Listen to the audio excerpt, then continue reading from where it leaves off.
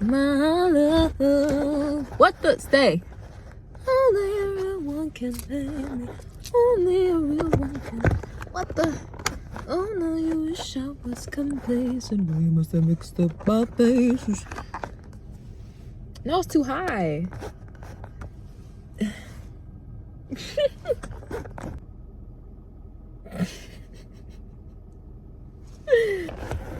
I was like, I turned it on because I was like, oh, this is funny, but now it's not funny anymore. Okay, I'm leaving it alone at this point. It's just what it is. This is so funny. Hello, my name is Carmen. I was gonna be like back with another video, but that sounded really corny in my head. I had been thinking about making a video for like a few days now, and then it's been a bunch of stuff going on, so I was like, oh, you can just do it tomorrow. But then I'm like, no, tomorrow does not exist. One of my friends told me that a while ago, and we were just talking about struggling with procrastinating and stuff, and he was like, just think like tomorrow doesn't exist, because it really doesn't. Like, we don't know if we're gonna be here tomorrow and what's gonna happen tomorrow, and it just, whenever, like, it's good to not push yourself to do stuff all the time. Like, sometimes you genuinely need rest, you need a break, but sometimes it's like you're just procrastinating. And so instead of getting stuck in that place, if you know you really want to do something or you really need to do something, it's like when you say, oh, I'll do it later, or I'll do it tomorrow, in my mind I'm like, later doesn't exist, tomorrow doesn't exist. And it really helps me like snap out of it, like realizing the reality of, wow, it really doesn't. Like, I might not be here tomorrow. This opportunity might not be here tomorrow. I just went on a little rant, but yeah, that was my motivation for being like, no, I'm gonna sit down, I'm gonna do this right now. Because I know it wouldn't take me that long, and I just have been feeling the energy to want to do it. But yeah. I think I've been interested in making a video talking about the process of what I've been doing lately. So I've been connecting with some local authors, poets, spoken word artists, really cool people, and it's just really, it's made me realize the potential I have, but also I knew I didn't know a lot and that I had a lot to learn, but like really talking to people who know so much and know so much more than me makes me realize how much I really don't know. And I'm like, woo, I have a lot to learn. And that just made me lose my train of thought. Oh yeah, so I have been really interested, and it's been really fun diving more into just learning more about poetry and prose and music, and looking into different poets and writers and music artists and like spoken word artists, and just getting a more in-depth like understanding and studying more to have a better, just to know more and have a better understanding of the crafts that I'm diving into and that I want to pursue. And it was just like overwhelming, the amount of information. And I know for me it's like organized chaos, I guess. Like, I have to have like a little bit of, it can't be too structured. I have to have a little bit of an ability to like bounce around and not be like in a box, or that will be overwhelming. But I also have to have some sort of structure or it'll be overwhelming to not have structure. So that is where I like came to, I was actually, oh my gosh, I'm like but I was looking up like resources and stuff to figure out how to like organize everything I want to study and look into. And I can't even remember the guy's name, but some guy wrote an article about, I think it was titled like DIY MA in creative writing, and he was just talking about like creating your own curriculum for if you want to study creative writing.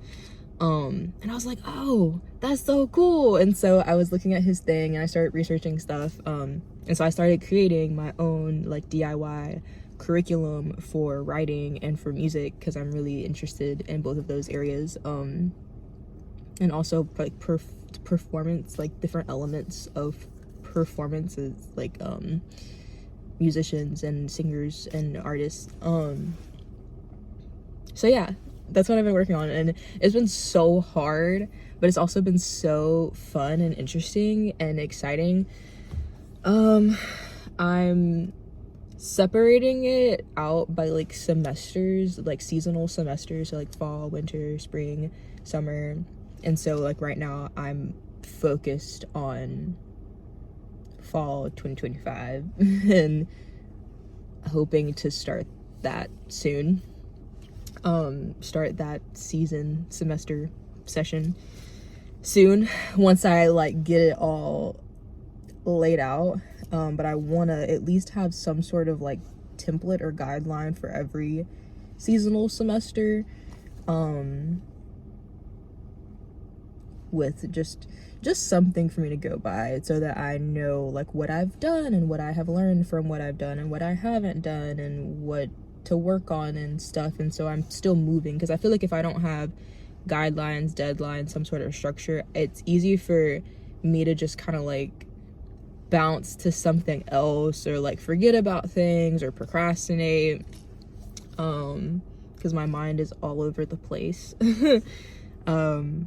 But yeah, I'm really excited about it. I've already been learning so much from different poets and writers that like people have told me about, and music artists, and just more, I think I talked about this in another video, but listening to and reading things and having discussions with more intentionality, because I'm doing it from a place of wanting to be a writer and wanting to be, I'm still figuring out music. I think singing is what I enjoy doing and I want to like practice and do more. But yeah, like wanting to be a writer, wanting to be a singer / someone involved in music, as opposed to just a listener. Like the shift is really interesting, the way that it's been really interesting and really fun listening to music and reading and having conversations from the perspective of someone studying and wanting to learn like the ins and outs of how this person did this thing or created this thing, and just being inspired in that way, in like a creative space. But yeah, that's where I am currently at. The way I have it set up, it's like I'm mixing like genre study and music artist study with poet and writer study, and that's also been really cool, connecting